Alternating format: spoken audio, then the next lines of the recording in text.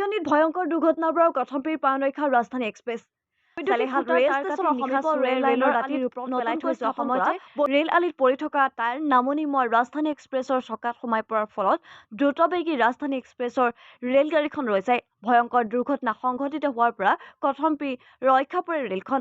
এই ৰাতি মানে আপোনাৰ পেচাব কৰাৰ সময়তে মানে মই যেতিয়া উঠিছোঁ তেতিয়া গাড়ী ৰৈ আছে আৰু এই যিটো এইটো কি মেচিন থাকে সেইটো শব্দ শুনি পাইছোঁ আৰু তাৰপিছত গেটমেনক সুধিলোঁ, গেটমেনে কৈছে নাই এইফালে কিবা গাড়ী তাৰ হেৰি হৈছে সেইকাৰণে ৰখাই থৈছোঁ। ইমানটোৱে গম পাওঁ।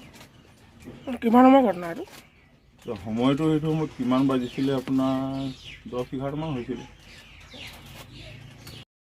উল্লেখযোগ্য যে উক্ত স্থানত প্ৰায়ে এটা চুৰি চক্ৰই ৰেলৰ বৈদ্যুতিক তাঁৰ কাটি চুৰি কৰি নিয়াৰ অভিযোগ উত্থাপিত হৈ আহিছে। ৰাতি যিজন মাষ্টাৰ আছিলে, মাষ্টাৰৰ মতে আৰু কি ট্ৰেকত ৱায়াৰ পাইছিলে আৰু কি ইলেক্ট্ৰিক ৱায়াৰ, সেইকাৰণে ৰাজধানী ৰখিলে আৰু ইলেক্ট্ৰিক ৱায়াৰ মানে কি কেনেধৰণে পৰিবলৈ পালে তাত? এইটো একো গম পোৱা নাই, কেনেকৈ পৰিলে কি কৰিলে, এইটো এনকুৱাৰী চলি আছে এতিয়া এনেকৈ কিবা খবৰ পোৱা নাই, এইটো এনকুৱাৰী চলি আছে ওপৰত। হয় হয়, আপুনি ইমানখিনিহে জানে নেকি? ইমানখিনিয়ে আৰু মই মৰ্ণিং আছোঁ, ৰাতি যিজন মাষ্টাৰ তেওঁখিনিৰ মতে ক'লে এনকুৱাৰী চলি আছে, এতিয়া ৱায়াৰ পাইছিলে সেইকাৰণে গাড়ীটো ৰখিলে আৰু তেখেত ক'ত আছিলে? তেখেত ডিউটি কৰি গ'ল, এতিয়া ৰষ্টাৰত নাই, ডিউটি কৰি ঘৰত গুচি গ'ল। এই ৰাতি মানে আপোনাৰ পেচাব কৰাৰ সময়তে মানে মই যেতিয়া উঠিছোঁ তেতিয়া গাড়ী ৰৈ আছে আৰু এই যিটো এইটো কি মেচিন থাকে সেইটো শব্দ শুনি পাইছোঁ আৰু তাৰপিছত গেটমেনক সুধিলোঁ, গেটমেনে কৈছে নাই এইফালে কিবা গাড়ী তাৰ হেৰি হৈছে সেইকাৰণে ৰখাই থৈছোঁ। ইমানটোৱে গম পাওঁ। কিমান সময় ঘটনা এইটো? সময়টো সেইটো সময়ত কিমান বাজিছিলে আপোনাৰ 10-11মান হৈছিলে।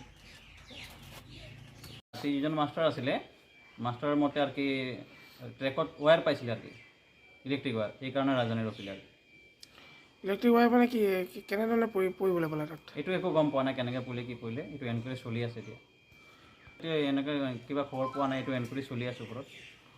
হয় হয়, আপুনি ইমানখিনিহে জানে নেকি? ইমানখিনিয়ে আৰু মই মৰ্ণিং আছোঁ, ৰাতি যিজন মাষ্টাৰ তেওঁখিনিৰ মতে ক'লে এনকুৱাৰী চলি আছে, এতিয়া ৱায়াৰ পাইছিলে সেইকাৰণে গাড়ীটো ৰখিলে আৰু তেখেত ক'ত আছিলে?